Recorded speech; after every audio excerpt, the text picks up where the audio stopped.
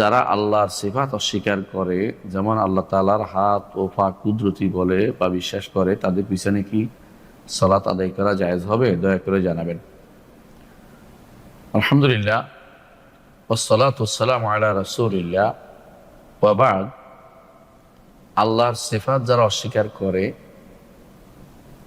সরাসরি তো অস্বীকার করে কোনো সিফাতকে, তারা কাফের, তারা ঈমানদার নয়। আর যদি কোনো সিফাতকে তাবিল করে, তবে তারা ৭২ ফেরকার অন্তর্ভুক্ত, অর্থাৎ তারা ফেরকার অন্তর্ভুক্ত। সেই হিসাবে আল্লাহ সিফাত অস্বীকার করত, প্রথমে অস্বীকার করত আল্লাহর জাত এবং সিফাতকে আলাদা অস্বীকার করত ফালাসিফা বা দার্শনিকরা। পরবর্তীতে সেটা সিফাত অস্বীকার করেছে জাহমিয়ারা, এরপর অস্বীকার করেছে মুতাজিলারা।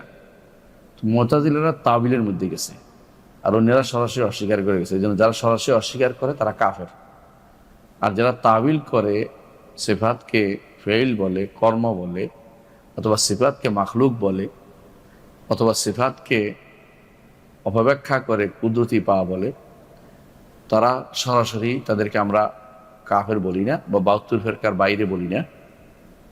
তবে যারা সিফাতকে অপব্যাখ্যা করে, তাউইল করে, অথবা ভিন্ন অর্থ নেয়, যেটা সত্য না এরকম অর্থে নিয়ে নিচ্ছে, অস্বীকার তাদের উদ্দেশ্য না, তাদের তানজিহের উদ্দেশ্য থাকে, আল্লাহকে পবিত্র করার নাম দিয়েই তারা এগুলিকে অপব্যাখ্যা করে, তাদেরকে আমরা ৭২ ফেরকার অন্তর্ভুক্ত মনে করি। অর্থাৎ তারা ফেরকা, এমন এক ফেরকা, এমন ফেরকা যাদেরকে রাসূলুল্লাহ সাল্লাল্লাহু আলাইহি ওয়াসাল্লাম যাদের সম্পর্কে বলেছেন যে এরা জাহান্নামে যাবে, তবে তার চিরস্থায়ী জাহান্নাম এটা রাসূল বলেন নাই। তাহলে এরা ইসলামের মূল গণ্ডির ভিতরে আছে, তবে তারা ফেরকা, যাদের ব্যাপারে রাসূলুল্লাহ সাল্লাল্লাহু আলাইহি ওয়াসাল্লাম বলেছেন আমার উম্মত ৭৩ ভাগে বিভক্ত হবে।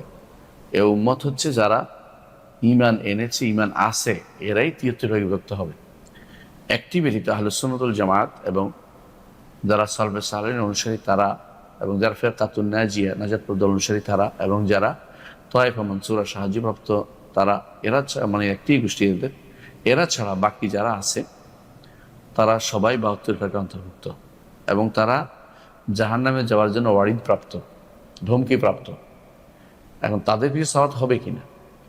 তাদের পিছে সালাত হবে, এটা হচ্ছে আলেমদের মত, যতক্ষণ পর্যন্ত তারা সরাসরি অস্বীকার না করবে, অথবা তারা অস্বীকার করতে করতে জাহমিয়াদের মত তাদের ধারণ না করবে, তখন পর্যন্ত তাদের পিছে সালাত হবে। এই জন্য যুগে যুগে আলেমরা তাদের পিছে সালাত পড়েছে।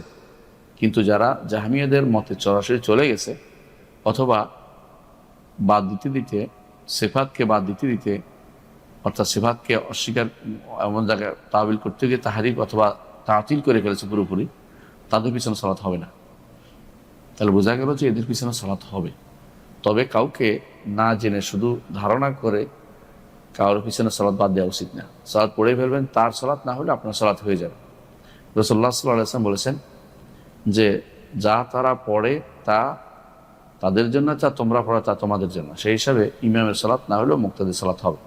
কিন্তু যদি আপনি জানেন যে তারা জাহমিয়াদের আকীদায় বিশ্বাসী, আল্লাহকে সর্বোচ্চ বিশ্বাস করে, আল্লাহর সিফাতকে অস্বীকার করে, এবং আল্লাহর কালামকে সৃষ্ট বলে পুরোপুরি, এরা অবশ্যই ৭২ ফেরকার বাইরে, এদের পিছনে সালাত পড়বেন না। আপনি যেটা বলেছেন যে আল্লাহ তাআলার হাত ও পা কুদরতি বলে বা বিশ্বাস করে, তাদের পিছনে সালাত হবে, তবে চেষ্টা করবেন তাদের সালাত যতটুকু পারা যায় তাদের পিছনে সালাত না করতে, কারণ তারা প্রচণ্ড রকমের বিদআতি, এবং তাদেরকে পরিবর্তন করার চেষ্টা করা আপনার দায়িত্বের ভিতরে পড়বে। এই জন্য চেষ্টা করবেন যারা আল্লাহর সিফাত স্বীকার করে, আল্লাহর সিফাতের অপেক্ষা করে না, তাদের সাথে আপনার চলাফেরা করতে। কারণ আপনি ভালো করে জানেন যে এরা ফেরকার অন্তর্ভুক্ত হয়ে গেছে আল্লাহর সিফাতের ব্যাপারে, বা আল্লাহর সিফাত হচ্ছে তাওহীদের অংশ। শুধু তাওহীদের ব্যাপারে কারো ঘাটতি থাকলে সেখানে কোনো ছাড় চলে না। তারপরেও তাদেরকে আমরা তাকফির করি না, কাফের বলি না, আমরা বলি যে এরা ৭২ ফেরকার অন্তর্ভুক্ত, যাদের রাসূলুল্লাহ সাল্লাল্লাহু আলাইহি ওয়াসাল্লাম বলেছেন যে তারা জাহান্নামে যাবে। আশা করি বিষয়টা আপনার বুঝে আসছে।